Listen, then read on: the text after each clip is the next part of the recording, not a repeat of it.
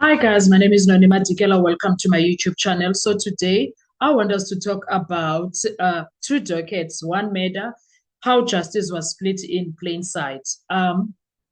One murder, one victim, one crime scene, and yet the very first day, from the very first day, everything went left. Before we do that, guys, please make sure you do not forget to like, to share, to comment, and most importantly, please make sure you are subscribed on the channel. Please make sure you are watching the videos up until the end, and you are watching the ads that are coming through. When you are doing that, you will be supporting this channel financially and in numbers. Thank you so much. I really appreciate you.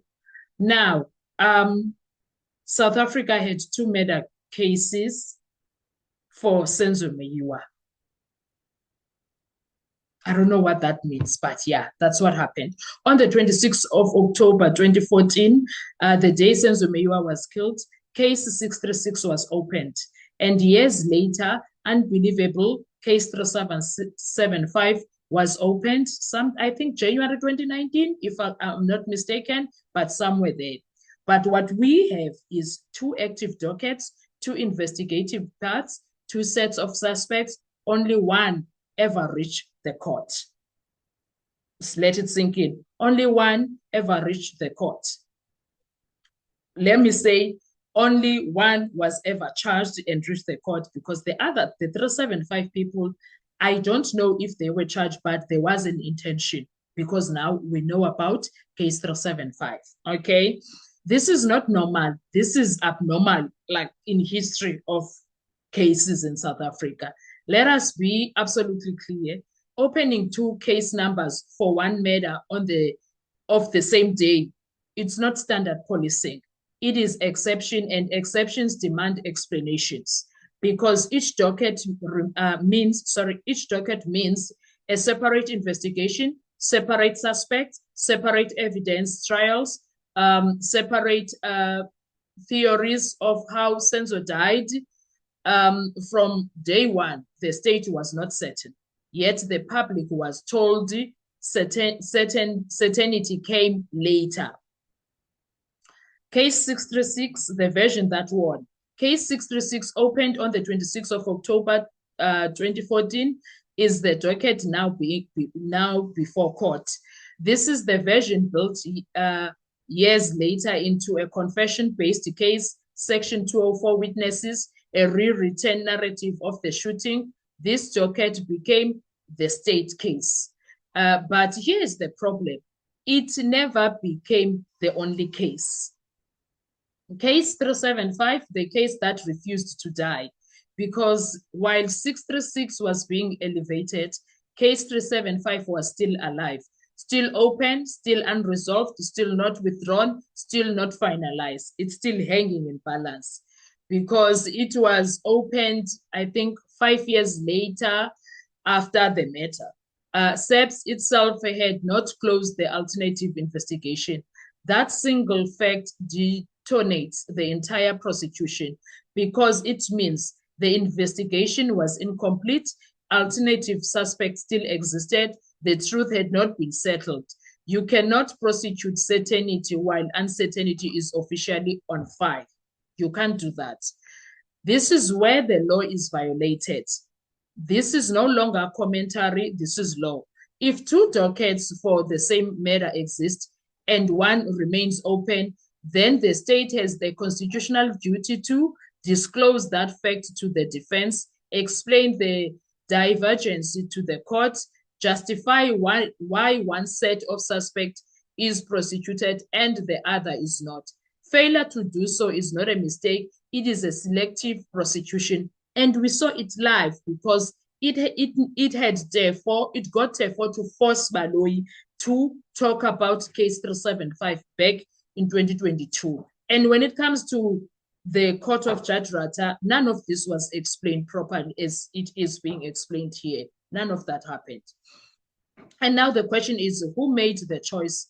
Now comes to the question that has no answer on record. Who decided that case 636 will be prosecuted, that case 375 could remain unresolved, that one set of accused would face life imprisonment, while another set remained untouched?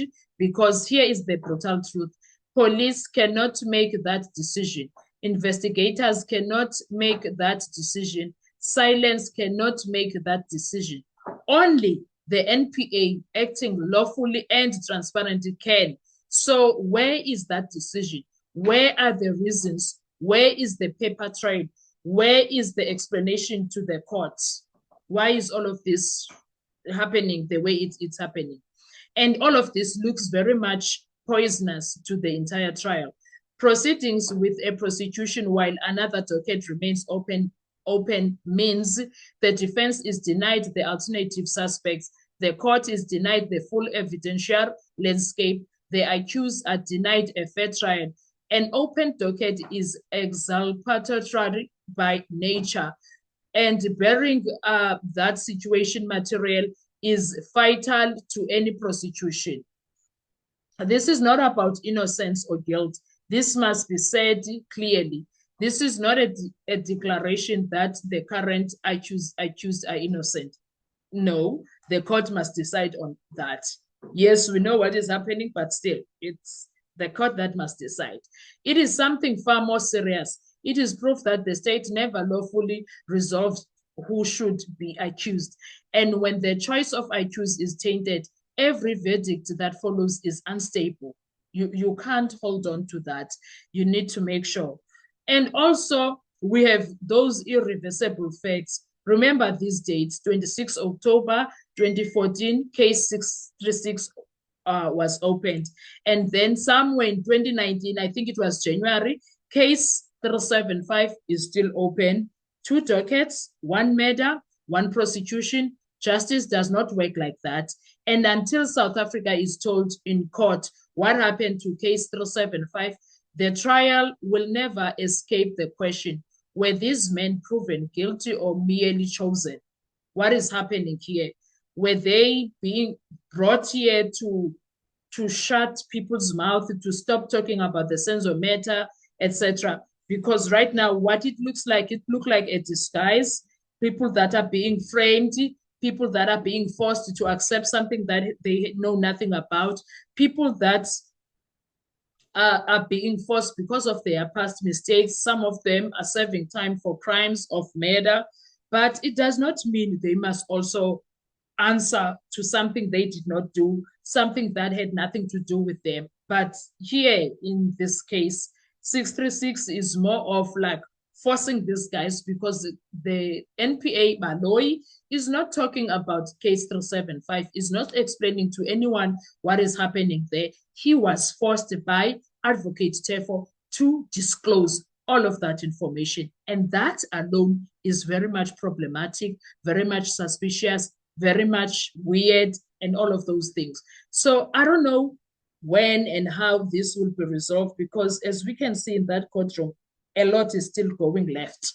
A lot is still going left, and a lot is still going wrong. And it is not looking good for any, especially for the defense team and for the accused. Just everything is just looking bad. So remember this fact and never let it go. 375 is still open, and it was opened later in 5 years later after Senzo died, which means the truth was not settled. The investigation was not complete. The investigation was, the accused now on trial were chosen under a cloudy uncertainty, and justice does not operate in the dark. And any verdict delivered without confronting case 375 will carry the stain forever. That is what we are dealing with here, and it's very much problematic for even the legal fraternity in South Africa. It is weird. It is weird, and it needs to be dealt with, because all of this that is happening now, having 2 dockets and the other one is not spoken of, it's screaming a lot of irregularity that is happening there. It violates the prosecutorial ethics, disclosures, obligations, the accused's rights to a fair trial. And one of the other situations that is very weird here is that we have a Kelly Khumalo that was pointed or fingered as a mastermind, but that Kelly Khumalo is not in the dock with the accused or even having a separate trial somewhere else. None of that is happening. And we are expected to accept what is happening in that courtroom as it is. Guys, what are your thoughts when it comes to all of this? Let's talk comment section. I want to hear your views. Thank you so much for supporting the channel. Please make sure you do not forget to like, to share, to comment. Most importantly, please make sure you are subscribed on the channel. Please make sure you are watching the videos up until the end and you are watching the ads that are coming through. That way you'll be supporting this channel. I really appreciate you. Have a beautiful day. Bye-bye.